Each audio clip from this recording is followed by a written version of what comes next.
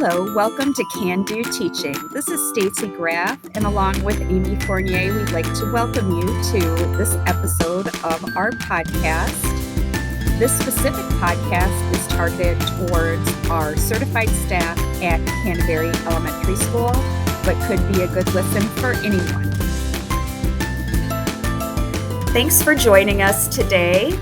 We are going to be talking about the new coaching model that District 47 is adopting for next year. And we've invited two of our favorite people to come share their expertise with us. Would you like to introduce yourselves? Sure. I'm Megan Sutter. I'm super excited to be at Canterbury next year as the instructional coach. I've been a coach in the district for 7 years and finally have one building that I'll be focusing on next year. Yay. Welcome.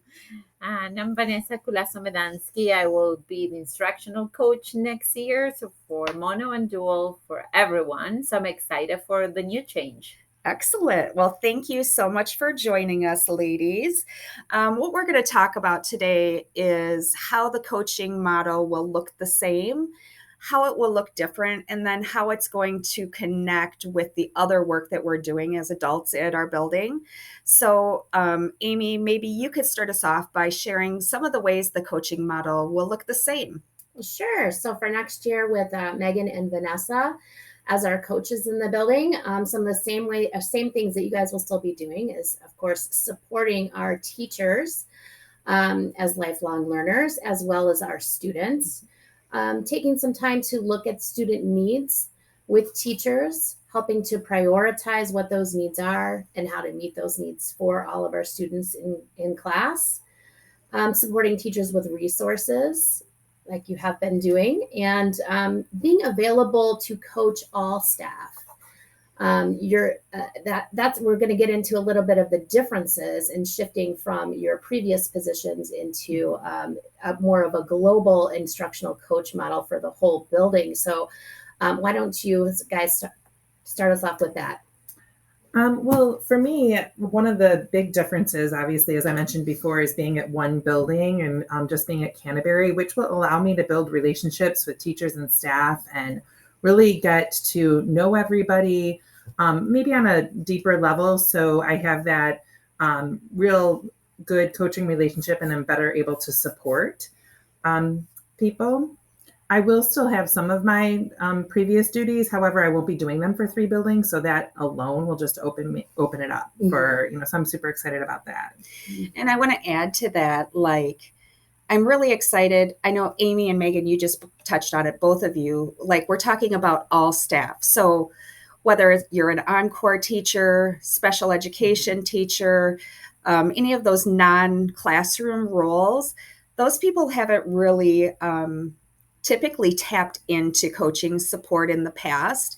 And those are all groups that we definitely want to include because all of you deserve a great coach. So it's really exciting to know that our group of adults that we're supporting is widening. Mm-hmm. Can you tell us what other ways your role is changing? I think another thing that is changing, in my case, I've been at the building for 10 years, and in the last 2, it's been as an instructional dual coach. So for me, the shift is that even though I have the opportunity to build relationship with all of you, I've been in the building and I've been able to support you, but just in a different way. So by having now this new model, we will be able to measure the coaching impact. Mm-hmm. And then I will be able to engage in more coaching cycle, not just only with dual, but also with mono teachers. Amy, can you talk about some of the things that might come off the coaches' plates so that they have more time to do this coaching that they're talking about? Sure. So when we looked at what we've been doing the last several years, our coaches have been delivering the building-wide professional development or grade level team professional development. I think what we're excited about is that we're going to be able to be more specific and individualized with teachers. So being consistent in the building, getting to know the staff better, getting to know the student needs, it'll free you guys up a little bit more on time and availability to individuals and being able to meet their individual needs as well. So that's exciting. Yeah, I really love that because I feel like it's just going to open things up. I felt many times I was a resource giver or had a lot of advice to give, but was never able to get into the classrooms and actually do it with teachers and students and plan with teachers and students consistently. So I think by having this new model, I'll be able to be in classrooms consistently and helping support these initiatives in a different way. Well, and I just want to touch on something that Stacy said earlier too. My background is special ed, and so when I was teaching, I didn't have an instructional coach, and so I've always said to Stacy, this district is so great with providing coaches for everyone, but the availability for coaches to be able to work with special ed staff hasn't been there because we've been doing more group and grade level coaching, and not being able to have that individualized time to meet with people is really exciting, because now you can shift more onto groups like Encore and special ed for coaching. So that's exciting. Yeah, and I think something to add to that, I think with the new shift, I heard some teachers say to me like, oh, you will be too busy because you are now supporting mono and dual. I said, but we won't be too busy because many of the other things are coming off our plate. So we will have more time to be in your classroom or to be in your small group if you're providing intervention or in SPED group. So you just need to call us so we can be there and support you. Well, and I know, and I've just had individual conversations with you, Vanessa, about special ed students in dual language classes and how to support them better. So that's exciting. You've always supported our staff with that. So just to have more time that you're freed up to be able to meet those individual needs is going to be great. So I think a key point coming out of this discussion is that the coaching that we're going to be doing will be able to be more differentiated for student and adult needs, because the coaches are in the building full time. They are going to have those deeper relationships, and they are with kids and adults.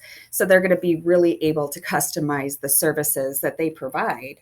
And spend the time needed to actually help you implement it. I think by us putting a lot on the coaches before, they were doing a lot of delivery of professional development and things like that were whole group. And it took away from them being able to get in the classrooms and work with teams or individual teachers. And I see that this model is going to help us achieve some of that we've been trying to do. Let's talk about how does this fit with other things that we're doing in the building? For example, our grade level teams.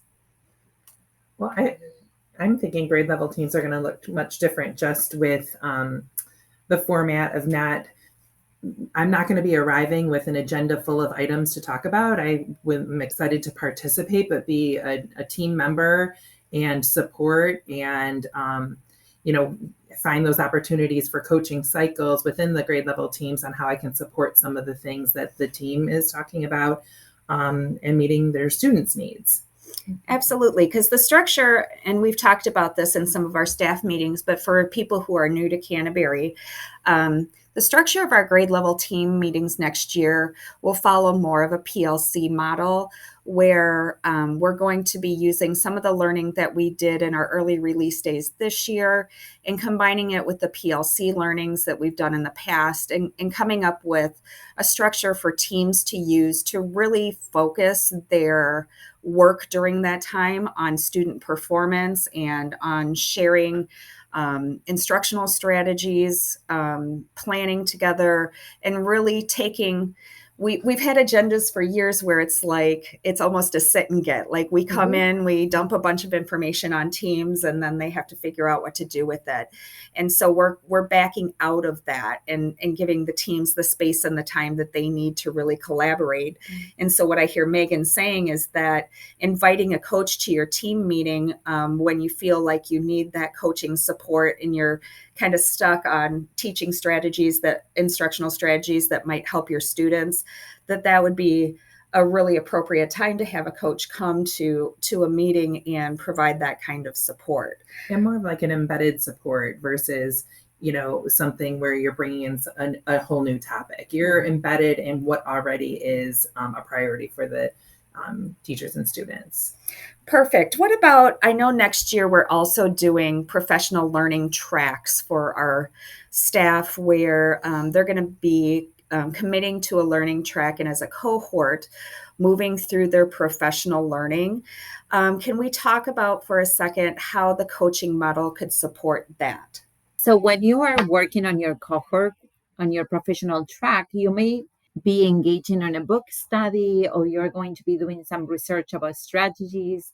This will be a great time for you to invite a coach so you can embed those new practice or strategies that you are learning, and we can support you, but also we can support the students' need at that time. Yeah, I think it's a great way to, help with that cross-pollinating. I think Stacy used that term one time and I keep going back to it. But that, if I'm doing, participating in a professional learning track as a coach and I'm continuing that learning all year, of course, I want to share that learning that our, PD group is doing and can come to team meetings or even just work with individual teachers on sharing that good instructional practice that we're working on. And we are providing some structure for that cross-pollination. Yes, that is a term I use. We are providing some structure for that. So as we plan for our grade level teams next year, one of the things that I've done is created a calendar of recommended topics for each month. And one of those topics each month is sharing what your professional learning track is working on, so that if there are people on your team who are in a different track, you have that opportunity to share that information with them. And that might be a great moment, like Megan and Vanessa were saying, to invite a coach in, because maybe it's like, oh, we all want to implement this in our classrooms. How can we move forward and how can we have support doing it? So great ideas, everyone. Thank you so much. For staff, just know that we will be digging in deeper to the details of our coaching model, but we wanted to make sure you all got some background and some general information about how this is connected to the great work we're all already doing.